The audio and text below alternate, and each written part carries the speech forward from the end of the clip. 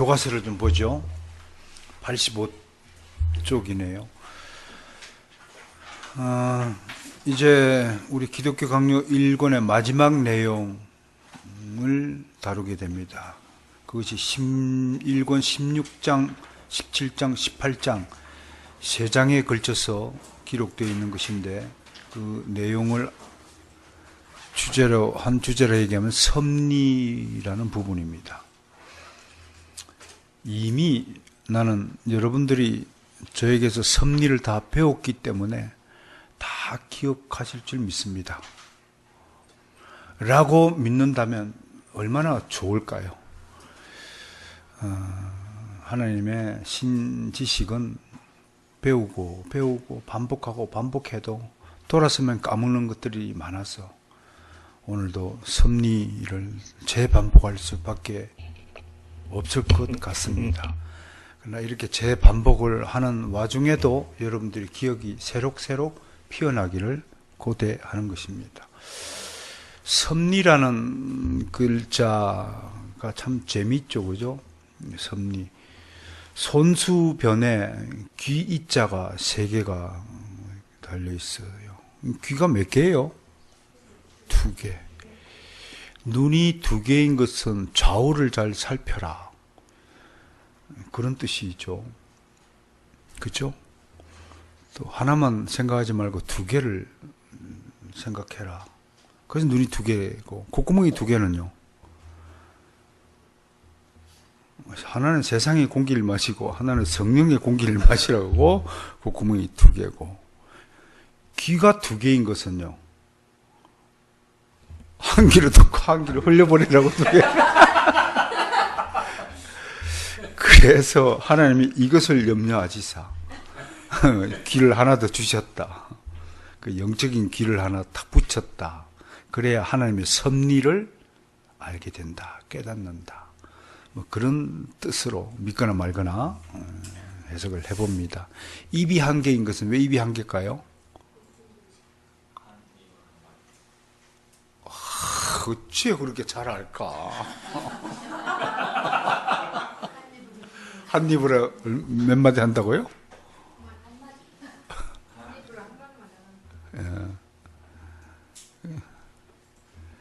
저렇게 지금 말하신 분의 마음이 얼마나 찔릴까요?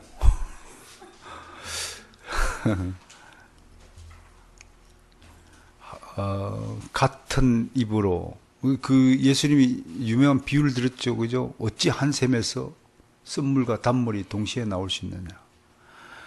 거룩한 말을 뱉어내라고 있는 건데, 들어가는 것이 더러운 것이 아니라 나오는 것이 더럽다라고 하면 입의 타락이라 하는 겁니다. 입의 타락. 원래 입을 통해서 거룩한 것이 나오도록 지음을 받았는데 그렇게 되었다는 거죠. 아무튼 섭리할 때 섭자라는 한자가 주는 의미가 그렇게 참 은혜가 있다, 그렇게 말씀을 드리고, 두 번째 영어로는 프로비던스인데요. 프로비던스. 글자를 써야 칠판이 있는 거죠.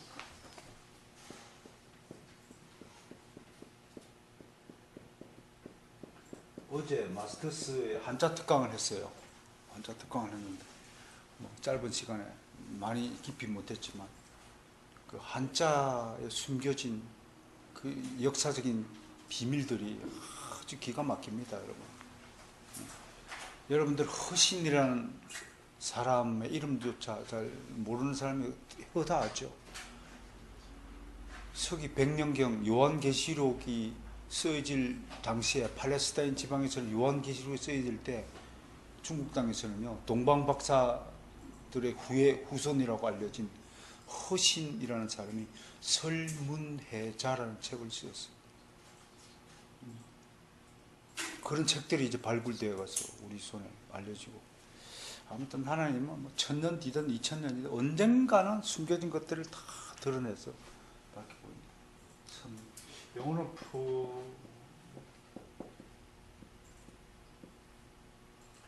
프로는 뭐 앞으로 이런 뜻입니다. 프로, 뭐 앞으로. 앞으로 이끌어 간다. 그래서 섭리라는 그런 뜻입니다. 그런데 우리 기독교의 섭리를 한마디로 풀어내면 이제 개념 정리를 합시다. 신의 예정에 따라서 모든 것이 이루어지는 신앙을 우리가 섭리적 신앙이라고 말하는 거예요. 그게 기독교적 섭리관이에요.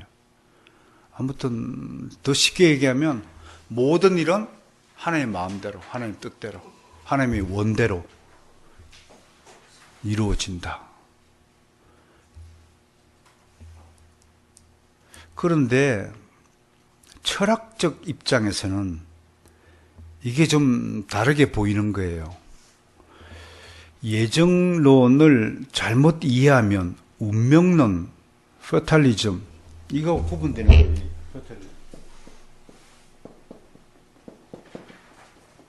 이걸 우리가 운명론이라고 그러잖아요. 운명론. 사실은 운명은 뭔가요? 운명과 예정이 차이가 뭐냐면 이게요, 목적이 있느냐 없느냐의 차이입니다. 우리는 같은 운명이라도 하나님이 정해진 운명이라도 반드시 하나님이 정해진 목적이 있어요. 근데 운명은 목적이라는 게 없어요. 그리고 운명을 결정한 주체가 없어요. 예정은 누가 작정하셨나요? 하나님이 작정했어요. 운명은 누가 작정했어요? 귀신이? 자기가? 누가 운명을 지었어요? 결정적인 자가 없어요. 그냥 지 운명이지 뭐. 여러분, 이게 이제 뚜렷한 차이가 있다는 것을 먼저 좀 볼 줄 알아야 됩니다. 구분할 줄 알아야 돼요. 숙명, 운명 이런 게 아닙니다. 좀 전혀 다른 차이입니다. 하나님이 뜻과 목적을 가지고 계획하신 대로 모든 피조물들이 움직이고 운행되어진다. 그래서 이것을 신학적으로 세 가지 단어로 표현을 한다고 했어요. 제 책 웨스트민스터 신앙 고백서 보시면 133쪽에 제5장 웨스트민스터 제5장이 섭리거든요. 거기서 섭리를 제가 세 가지로 표현했어요. 하나는 보존, 두 번째는 협력, 세 번째는 통치다. 이게 뭔 말입니까? 하나님이 창조한 모든 우주 만물을 하나님이 보존시킨다. 피조물을 유지되는 것, 태양이 없어지지 않고 영원히 빛나는 것은 하나님이 보존하시는 섭리 때문에 그렇다. 참새가 공중에 날아가는 것도 하나님이 보존해서 섭니다. 유대 탈무드에 이런 이야기가 있어요. 하나님께서 허락하지 않으면 하늘에서 빗방울 하나도 내리지 않는다. 빗방울 하나가 떨어지는 것도 하나님의 섭리 때문에 내린다. 그런 겁니다. 그런데 세상적인 시각은 섭리가 운명적이거나 좀 다른 특별한 의미를 두고 있어요. 그 대표적인 인물이 18세기에 등장했던 칸트와 헤겔 중심으로 한 계몽주의 사상이 그런 것들입니다. 특히 우리가 여기서 주목해야 될 인물이 헤겔이라는 사람입니다. 그가 대표작이 뭐냐면 역사 철학이라는 책이 있습니다. 그 역사 철학에서 헤겔의 역사관, 세계관을 들여다볼 수 있는데요. 헤겔은 이 책에서 섭리에 대한 그의 이해를 드러내고 있습니다. 그는 우선 신을요, 초월적으로 계시면서 위에서 아래로 내려다보면서 간섭하지 않는 그런 신이 아니다. 그래서 초월신을 일단 거부했습니다. 예를 들자면 알라신 같은 경우는 초월에 계신 신으로서 인간 사이에 개입하지 않습니다. 헤겔이 보기에는 알라신 같은 것은 그냥 초월하신 신이에요. 그럼 해겔이 보는 신관이 뭐냐면 만물에 내재하는 신입니다. 이 만물에 내재하는 신이 어디서 자기를 실현하냐면 세계 역사 속에서 자기를 실현하는 것을 섭리라고 보았습니다. 그래서 그것이 역사 철학이 되는 겁니다. 제가 섭리를 조금 더 깊이 있게 좀 끌어내려가고 있습니다. 자, 그렇다면 해겔의 섭리관이 뭐가 문제냐? 여러분, 하나님은, 성령님은 만물에 내재한다라는 표현은요, 나중에 범신론의 근거가 되는 겁니다. 성령님은 믿는 자 안에 계십니다. 믿는 자 안에 내주하십니다. 그게 차이가 있는 겁니다. 오직 자기 백성들 안에 내재하시지 만물 안에 내재하는 신이 아니십니다. 만물은 하나님의 통치 아래 있는 겁니다. 그러면 만물에 내재하는 신이라면 무생물인 돌 안에도 하나님이 내재하십니까?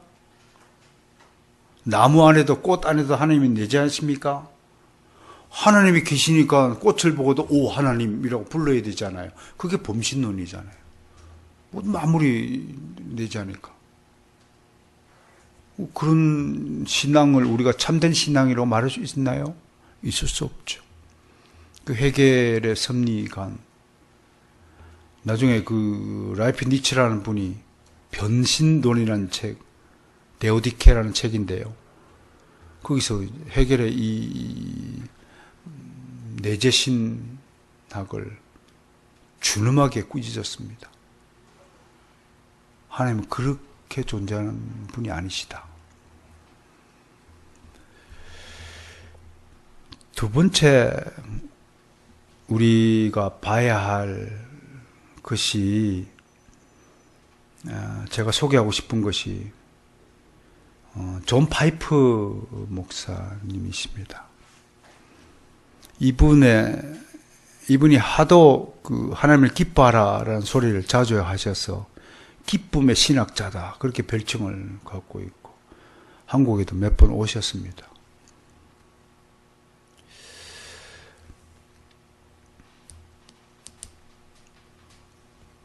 이분은 시편 37편을 근거로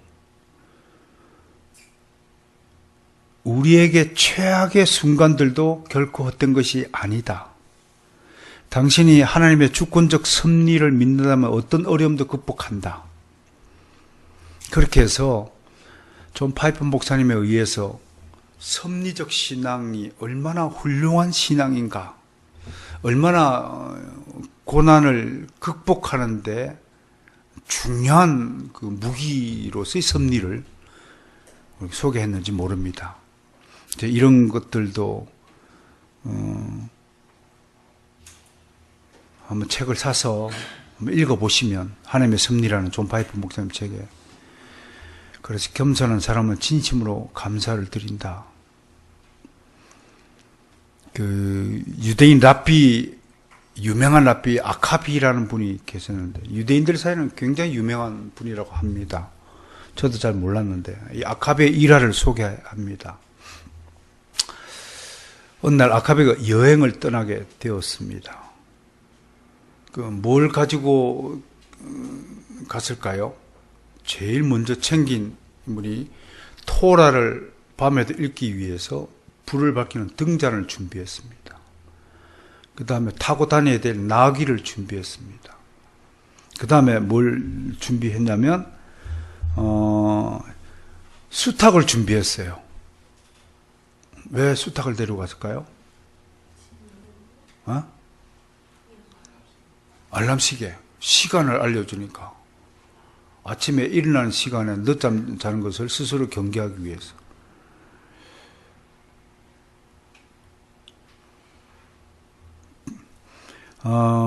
그 다음에 토라를 준비하고 길을 떠났다 합니다. 길을 걷다가 어둑어둑해지니까 한 마을에 갔습니다. 그래서 하룻밤 재워주실 수 없냐고 했더니 냉철하게 거절을 하더랍니다. 그래서 할 수 없이 마을 그 어귀에다가 천막을 치고 잠을 청할 수밖에 없습니다. 등잔불을 켜고 토라를 했는데 바람이 불어서 등잔불이 꺼져 버렸습니다. 또 좀 있다가 여우 소리가 들리고 늑대 소리가 들리고 짐승 소리가 들리니까 나귀가 놀래갖고 도망을 쳤습니다. 나귀가 도망을 치니까 수탉도 등달아 따라서 도망을 쳤습니다. 남는 것은 토라 한 건뿐이 없었습니다. 그래서 잠을 뒤척이면서 겨우 이제 아침에 눈을 떠서 일어나서 천막을 긋고 보침 배낭을 싸고 나귀도 없고 수탉도 없고 등잔불도 다 꺼져버리고 기름도 다 엎어지고 이게 이제 큰일 났다. 그런 차에 다시 마을로 들어갔는데 웬걸 눈앞에 보인 마을이 쑥대밭이 되었습니다. 밤사이에 도둑들이 마을을 습격하고 마을 사람들을 다 죽이고 모든 거 불태우고 귀한 재산도 훔쳐갔더랍니다. 그때 아키바가 깨달았답니다. 등잔불이 켜져 있었다면 나도 천마을에서 죽었을 것이다. 나귀가 도망가지 않았다면 나귀 때문에 내가 목숨을 잃을 것이다. 수탉이 도망가지 않았더라면 도둑이 침입할 때 수탉이 꼬꼬닥이라도 했으면 나는 잡혀 죽었을 것이다. 그래서 나에게 일어난 모든 것에 우리는 감사할 따름이다 라고 고백했다는 것입니다. 섭리신앙의 모본을 보는 것이 아닐까. 앞으로 우리는 한 3, 4주에 걸쳐서 섭리신앙을, 기독교 강요를 통한 섭리신앙을 배우고 공부하게 될 것입니다. 그 전에 섭리에 관한 것들을, 기초적인 사실들을 여러분에게 좀 소개하면서 시편에서 섭리의 노래라고 알려진 가장 유명한 시편이 바로 37편입니다. 그걸 한번 살펴보겠습니다.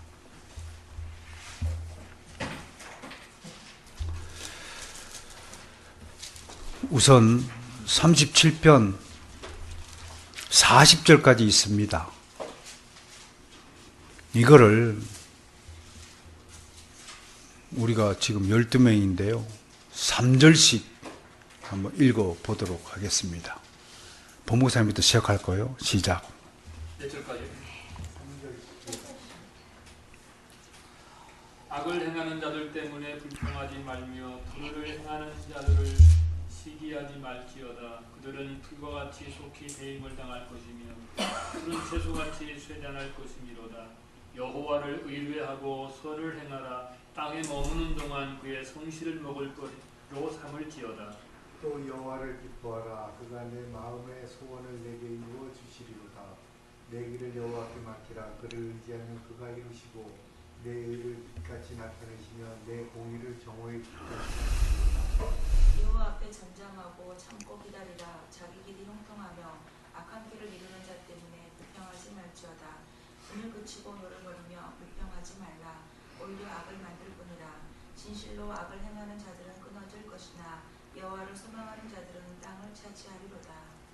잠시 후에 낙인이 없어지리니 내가 그것을 자세히 살필지라도 없으리로다. 그러나 온유한 자들은 땅을 차지하며 풍성한 화평으로 즐거워하리로다. 악인은 의인 치를 피하고 그를 향하여 그의 일을 가는도다.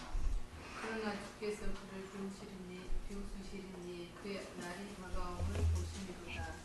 악인이 칼을 빼고 화를 던져 가난하고 궁핍한 자를 엎드려뜨리며 행위가 정직한 자를 죽이고자 하나 그들의 칼은 오히려 그들의 양심을 찌르고 그들의 활은 부러지리로다. 다윗의 의인의 적은 소유가 악인의 풍부함보다 낫도다. 악인의 팔은 부러지나 의인은 여호와께서 높이시는도다. 여호와께서 온전한 자의 날을 아시나니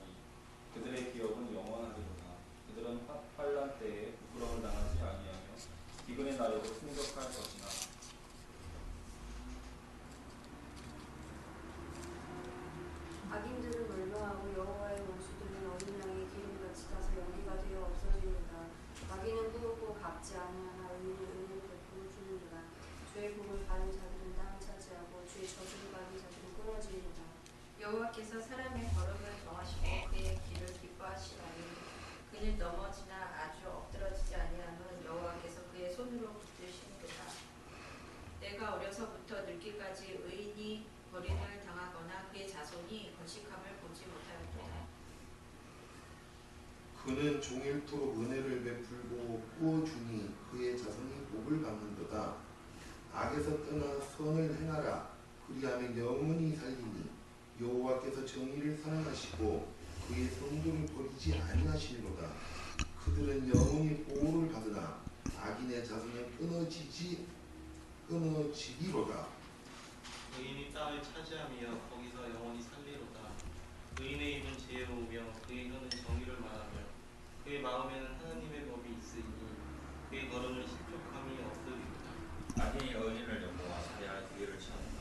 여호와는 그를 악인의 손에 버려두지 아니하시고 재판대에도 정죄하지 아니하시고 여호와를 바라고 그의 도를 지키라.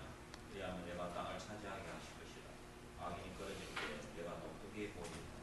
내가 악인의 큰 세력을 본즉 그 불의 땅에서 있는 나무잎에 무성함과 같으나 내가 지나갈 때에 그는 없어졌나니 내가 살아도 발견하지 못하였도다. 온전한 사람을 살피고 정직한 자를 볼지어다. 모든 합평한 자의 미래는 함께합니다. 범죄자들은 함께 멸망하리. 악인의 미래는 끊어질 것이나 의인들의 구원은 여호와로부터 오는 그는 환난 때에 그들의 요새이시로다. 여호와께서 그들을 도와 건지시되 악인들에게 건져 구원하시면 그를 의지한 까닭이로다. 이 시편 37편의 주제 구절은 마지막에 있는 38절 39절입니다. 악인들은 망하고 의인들은 구원받는다. 간단하게 그렇게 얘기할 수 있는데 그 간단한 도식을 채우기 위해서 하나님이 이루시는 행동 방식이 굉장히 다양하다 이겁니다. 예를 들어서 악을 행하는 자들 때문에 우리는 위해를 당할 수 있습니다. 그럴 때 왜 이런 일이 나에게 일어나는가? 라고 불평하고 이해하지 못하는 순간이 우리에게 있습니다.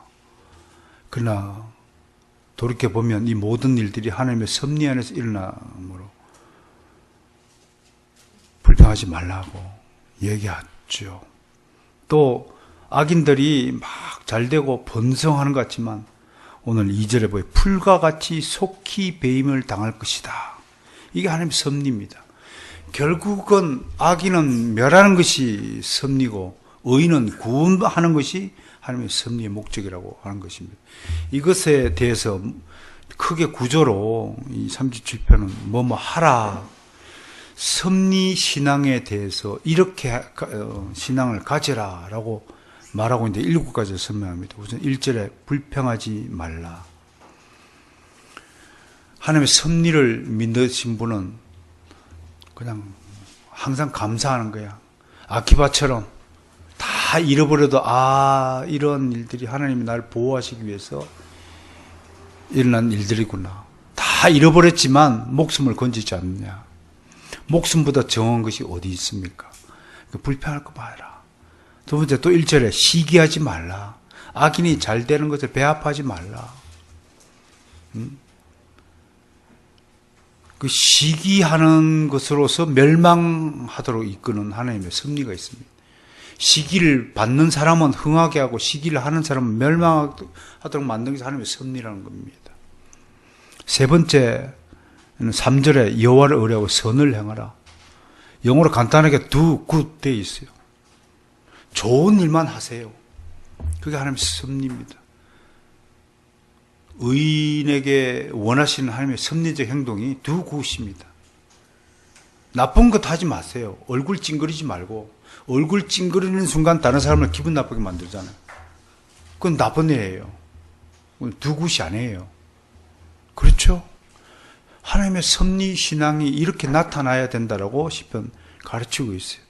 그 다음에 4절에 여호와를 기뻐하라. 영어로 delight 돼, delight.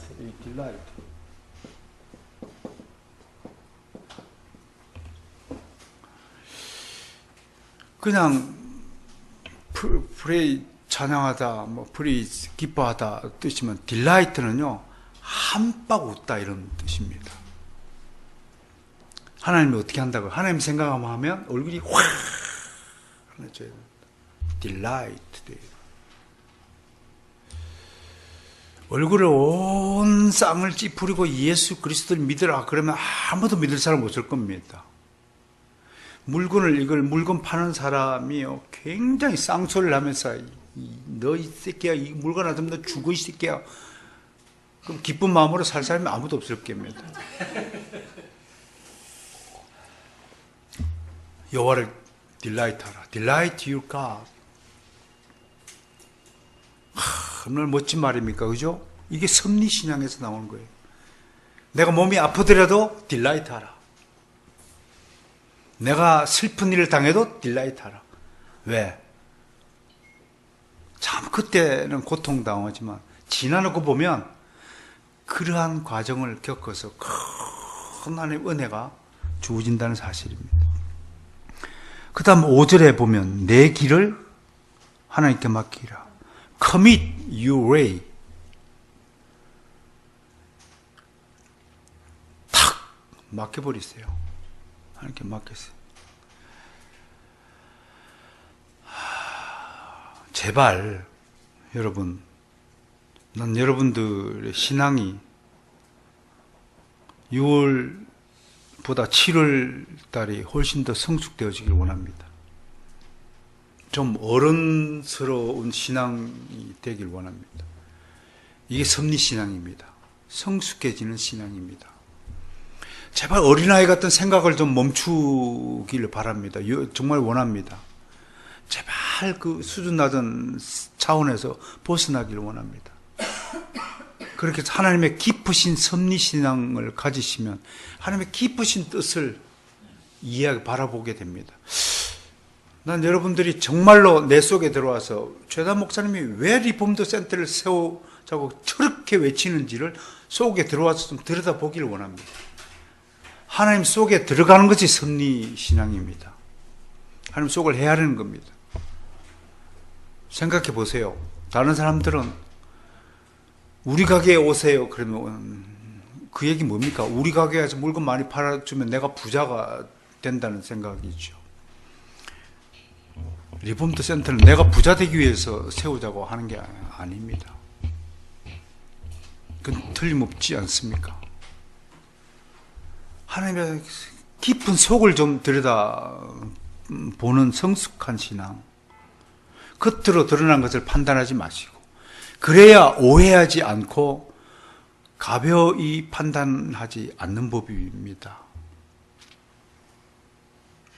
하나님의 깊으신 뜻을 헤아리는 사람들만이 하나님의 길을 걸었습니다. 하나님께 받은 사명을 완수하기 위해서 목숨을 내던졌습니다. 좀 그런 인생을 좀 살다가 하나님께 갈 수는 없을까요?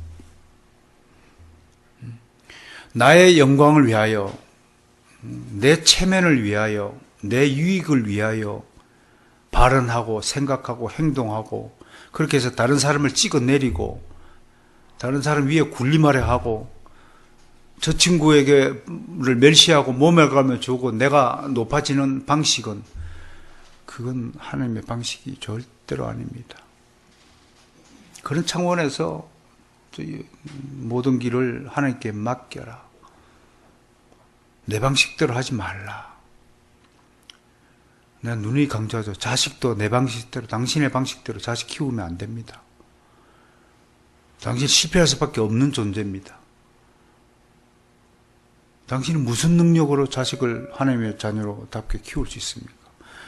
하나님께 의뢰하시기 바랍니다. 하나님께 맡기시길 바랍니다. 하나님의 방식대로 키우시기 바랍니다. 7절에 뭐뭐 하라. 하나님 앞에 참고 기다리라. Wait patiently. 참으면서 기다리라 이겁니다.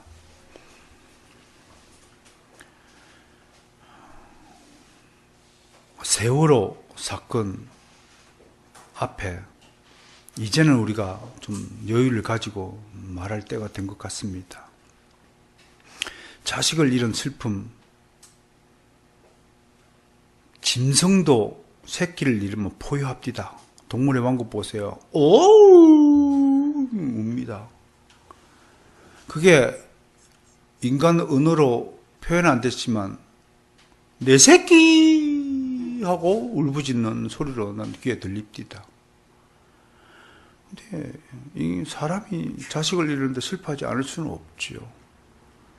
근데 여러분, 그 자식을 잃은 부모 중에 두 부류의 부모가 눈에 띕디다. 그 중에서 하나님을 믿는 백성들은 하나님 앞에 무릎을 꿇습디다. 세상 부모들은 땅을 치고 통곡하고 울며 불며 눈물 콧물 쥐어 짜고 난리 하고 발을 동동 구르면서 배가 물 위로 떠오르기까지 발을 동동 구르면서 기다렸지만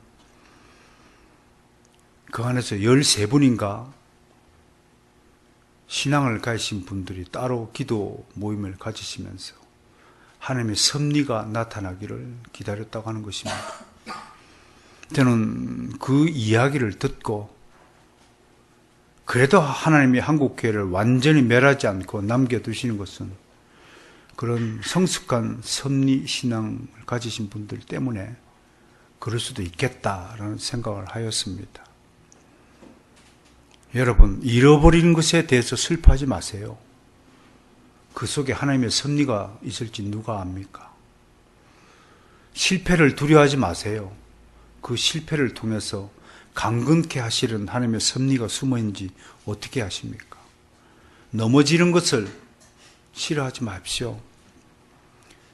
넘어지고 무릎에 깨어져 피가 나는 것을 통해서 하나님은 또 다른 역전의 현상을 우리에게 주십니다. 두 엄마가 아들이 길을 가다가 돌불에 넘어져 동시에 팍 넘어졌어요. 그래서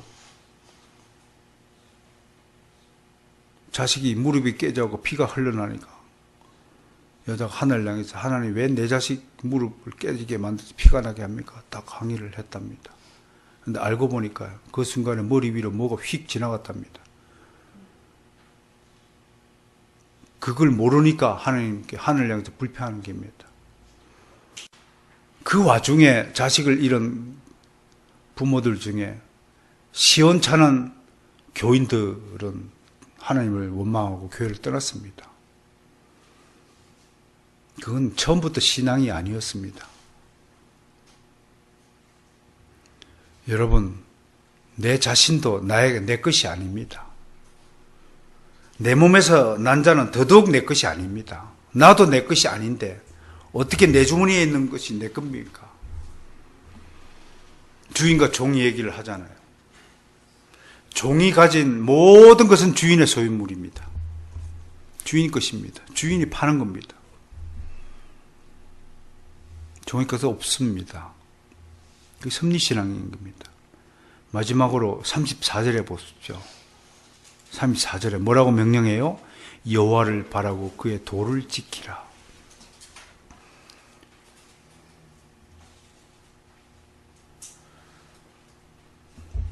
어제 도자 설명하면서 한자로 도자가 책받침 책상대 이게 받침 글자고 이거는 뭡니까? 머리수입니다. 돌을 어디서 닦는다고요?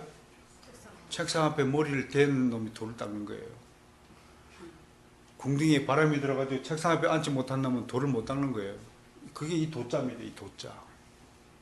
머리를 책상 앞에 앉아 머리를 여기 저더라도 여기서 쌌죠. 하나님의 도를 닦기 위해서는 책상 앞에 앉아서 말씀을 읽어야 되는 겁니다. 어디 가고 기도하고 막 사바라바 막 떠들면서 고함치고 막 한다고 돌을 닦는 게 아닙니다. 돌은 책상 앞에서 닦는 것입니다. 한자가 그렇게 말을 하고 있어요. 자식을 책상 앞에 묶어 두는 것이 부모의 할 일입니다. 우리 엉덩이에 바람이 나면 어떻게 되느냐? 계속 들썩 하는 겁니다. 이게 어릴 때부터 습관이 안 되면 안 되는 겁니다. 그래서 내가 궁뎅이의 축복을 받아야 인생이 복되다고 얘기하는 겁니다. 목사가요, 이 엉덩이에 바람이 들면 잠시도 교회에 붙어 있지 않습니다. 대부분 바쁜 목사가 목회하는 교회가 부흥이 안 됩니다. 목사가 항상 가면 기도하거나 책상 앞에 앉아있는 목사님을 보는 종들이, 주의 성도들이 복된 성도들입니다.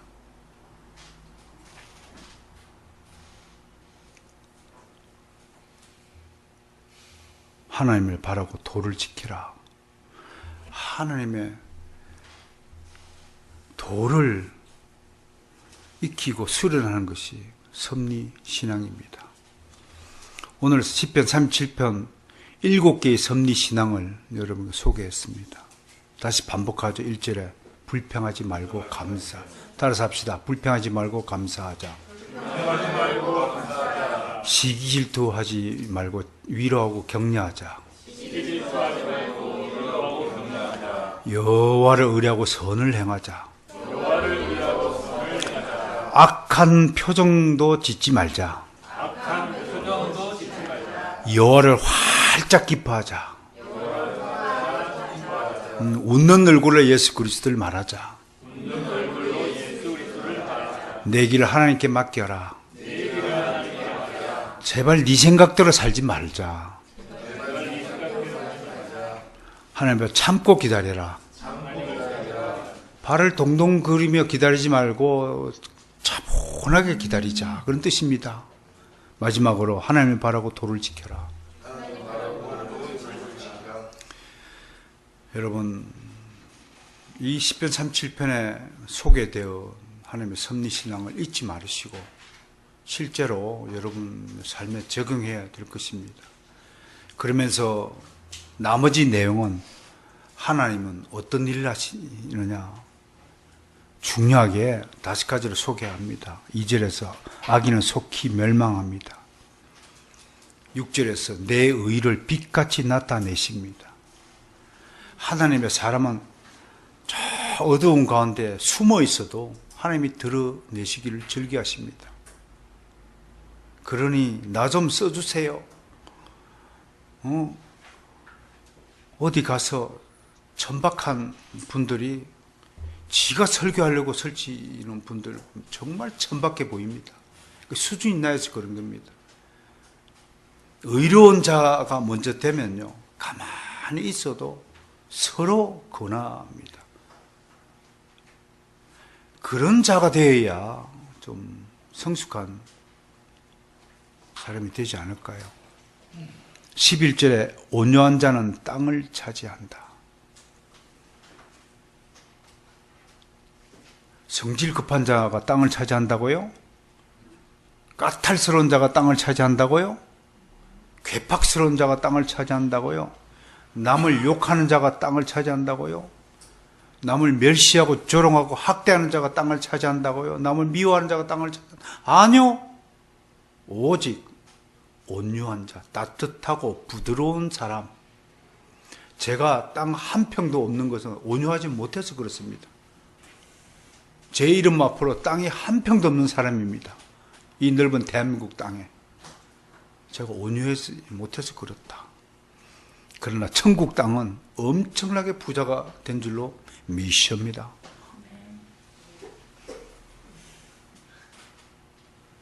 세상살이에도 그래요. 나는 서문 목사님이 뵐 때마다 참 온유하신 분이라고 늘 생각해요. 그리고 그 사모님 뵐 때마다 너무 온유하신 분이라 생각해요. 사모님 항상 다소곳해요. 절대로 목사님 앞에 나서지 않아요. 목사님 말씀에 끼어들지 않아요. 남편인데도 우리 목사님은요, 항상 우리 남편이라고 절대로 그렇게 말하지 않아요. 우리 목사님은요, 항상 그렇게 말씀하신 거예요. 다른 사모들이 그 모습을 보고 배워야 됩니다. 그 사모님 입에서 그 자식들이 성악가가 나오고 목회자가 나오고 서울대 교수가 나오도 한 번도 잘한 걸 못 봤어요. 내 자식은요 말하는 것도 없어요. 아유, 우리 자식들 하나님이 다 키우시죠. 딱 한 번 들었어요. 그게 성숙한 신앙이라서 그래요. 섭리신앙이라고 해서 그래요. 그런 분이 결혼할 때 서문 목사님이 반해가지고 결혼하자고 할 때 딱 한 가지 조건, 예수를 믿으면 결혼하겠습니다. 그래서 서문 목사님이 그 고대 앞에 있는 안암제일교회를 다니기 시작한 겁니다. 그런 춤에서 저는 가까이 모시고자 합니다. 늘 가까이 모시고자 합니다. 제가 워낙 성격이 급하고 불같은 기질을 가지고 태어났고 그렇게 부드럽지 못한 것이라서 20년 전에 저를 만났으면 여러분 다 죽었습니다. 제가 던지는 불에 맞아 다 죽었을 겁니다.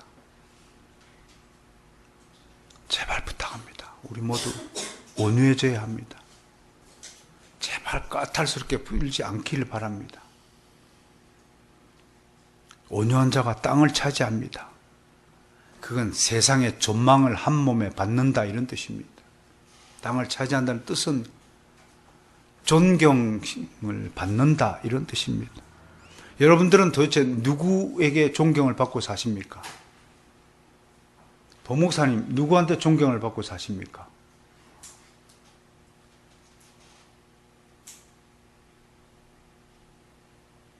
너무 겸손해서 최단 목사로부터 존경을 받고 있잖아요. 아니 엊그저께 그 염소 육개장을 사주셨는데 제가 왜 존경을 안 합니까? 정복기 씨는 누구로부터 존경을 받고 있습니까?